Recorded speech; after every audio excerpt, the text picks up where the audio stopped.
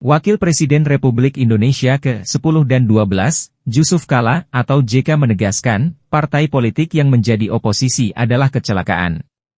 Seluruh partai politik yang didirikan justru untuk mendapatkan kekuasaan. Kekuasaan itu hanya ada di pemerintahan.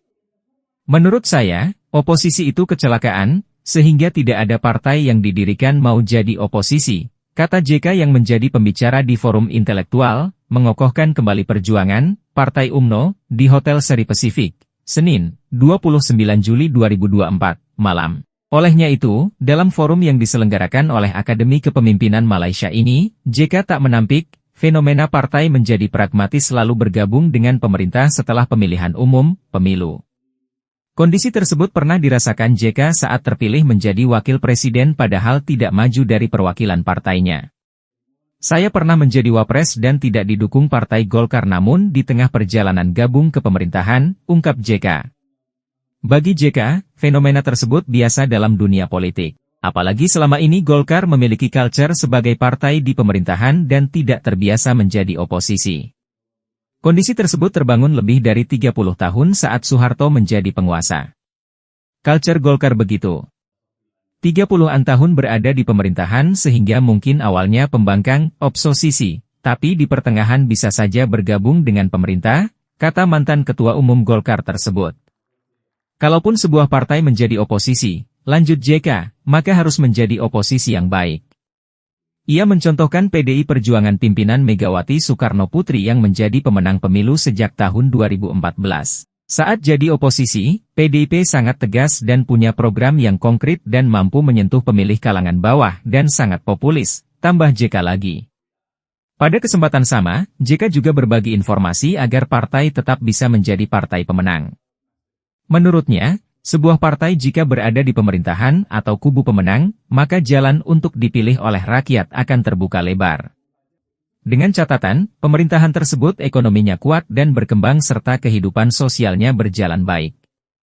Pada saat Soeharto berkuasa, Golkar kuat karena pemerintahan bagus dan kuat. Sama saat Mahathir berkuasa di Malaysia, itu UMNO maju dan kuat karena pemerintahannya ditopang dengan ekonomi yang baik, beber JK lagi. Situasinya sama dengan Golkar hari ini, dapat 12% di pemilu 2019 dan bertambah menjadi 16% di pemilu 2024 karena saat Golkar di pemerintahan, termasuk berhasil meningkatkan ekonomi yang baik, imbuhnya. Selain itu, kata JK, untuk menjadi partai pemenang, maka image partai harus terjaga dengan baik. Salah satunya adalah para petinggi partai tidak pernah bermasalah dengan hukum. Contohnya saat Ketua Golkar Setio Novanto masuk penjara, image orang jadi jelek dan popularitas partai turun, papar pria kelahiran Bone, Sulawesi Selatan ini. Memang dibutuhkan suatu pendekatan yang baik. Pada tahun 2015, malah Golkar ada dua ketua, Akbar Tanjung dan ada Agung Laksono. Semua pakai musyawarah nasional. Akhirnya saya mempersatukan dia dengan suatu kepentingan yang kepentingan lebih besar harus bersatu. Karena kalau tidak bersatu, Golkar tidak bisa ikut eleksi.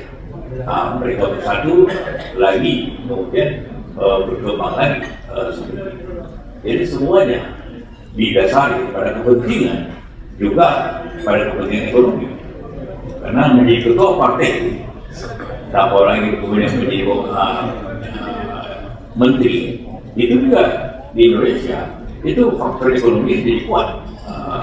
Seperti itu. Nah, hal itu menjadi pertimbangan, sehingga kita berusaha untuk tetap satukan kepentingan. Baik, sebelum saya teruskan, saya maklumkan sekiranya ada soalan-soalan daripada penonton-penonton, boleh dapatkan mic daripada... Ya, tentu tidak semuanya juga bisa disatukan. Buktinya tadi, Golkar menjadi 5 partai dari orang Golkar sendiri. Jadi tetap saja. Tapi juga kesempatan orang untuk menjadi anggota parlemen di nasional atau provinsi atau kota itu juga sangat penting masalahnya. Jadi kepentingan tetap ada, walaupun juga partai-partai lain itu tetap juga ada suatu teori sejak zaman Romawi.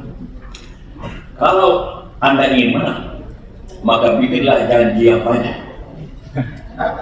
Dan juga kalau ada skandal daripada lawan, dibuka skandal itu besar-besar, sehingga jadi masing-masing orang kadang-kadang berbuat begitu, ya, mencoba kalau ada salah buat di media, buat salah. Ya, apalagi kalau skandal seks itu paling gampang itu ya, paling hot untuk dibaca orang. Jadi terjadi seperti itu di mana-mana. Tetapi bagaimana pula dengan pandangan rakyat, sebab demokrasi soal hak pilih? Minta maaf, kadang-kadang istilah kita agak berbeda ya, jadi saya tak apa, boleh faham. boleh paham serumpun ya. Tadi apa tadi? Bagaimana perubahan itu? Ya, di Indonesia tidak mudah untuk berubah kalau seperti apabila jadi anggota parlemen dari Golkar. Kalau dia pindah partai lain, dia punya kursi tetap Golkar, dia harus diganti. Ya, beda di sini, dia bisa pindah. Nah, di Indonesia tidak. Kalau dia pindah, dia dipecat dari partai dan diganti orang. Tidak ada election. Tidak ada election. Diganti orang nomor 2. Ya, diganti orang nomor 2 langsung. Ya. Kemudian memang Golkar juga itu sejak dulu terbiasa culture-nya di pemerintahan, culture-nya. Jadi tidak bisa menjadi pembangkang yang lama. Jadi mungkin awalnya kalah, tapi kemudian di tengah ingin masuk juga di pemerintah. Ya, masuk juga. Jadi walaupun kursi tidak banyak, tapi masuk itu. Culture Golkar begitu, karena sudah 30 tahun, 40 tahun jadi ikut pemerintah, kami ikut pemerintah, itu biasa menjadi pembangkang.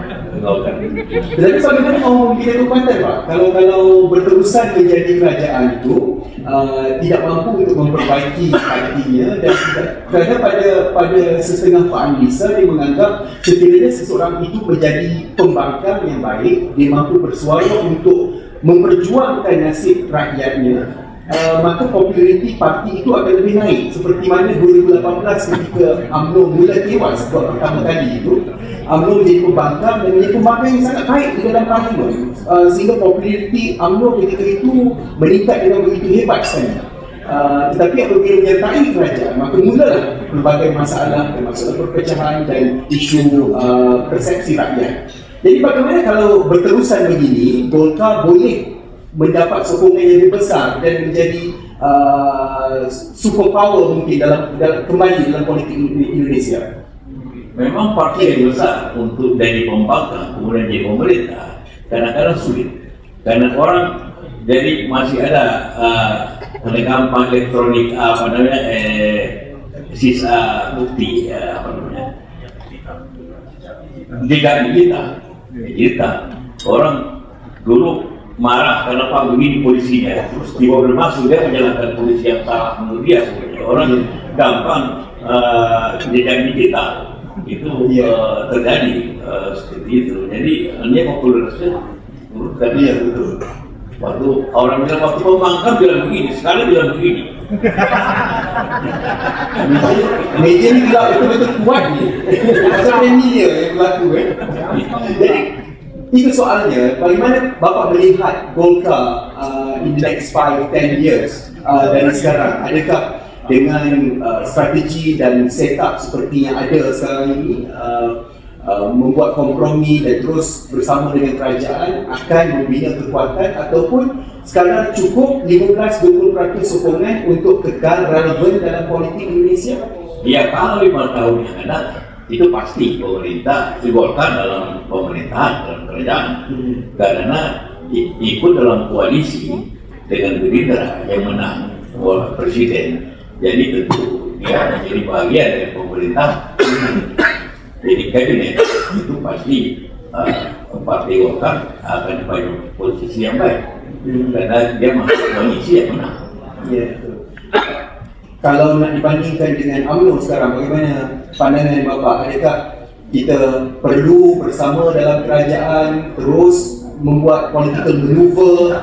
Bukanlah maksud saya keluar daripada kerajaan Pakatan Harapan, maksud saya kalaulah ditakdirkan beginilah keadaan UMNO dalam 30%, 20% sokongan dan kita perlu maneuver political direction parti, adakah perlu kekal begini ataupun kita cuba dalam satu penggal bersama dengan pembangkang dan menjadi pembangkang yang baik untuk melihat sokongan rakyat kembali? Partai pada dasarnya ingin mendapat kekuasaan, dan kekuasaan itu ada di partai, tidak ada di pemerintahan. Oposisi, saya sering katakan, itu kecelakaan.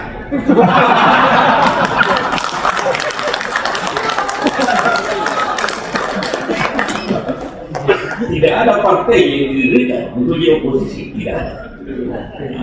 Download Tribun X sekarang, menghadirkan lokal menjadi Indonesia.